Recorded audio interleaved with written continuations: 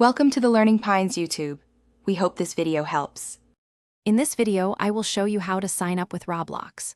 First, open your web browser and navigate to the official Roblox website. You'll find the sign-up form prominently displayed on the home page. Start by entering your birth date. This helps ensure a safe and age-appropriate experience for all users.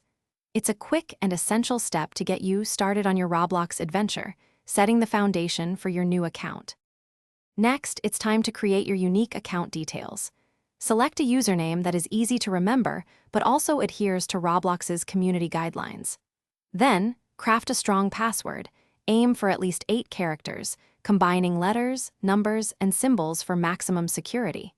Double-check your password by entering it again to ensure there are no typos. This step is crucial for protecting your new account.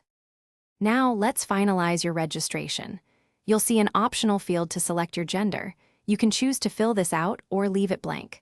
Once you've reviewed all your information, simply click the Sign Up button.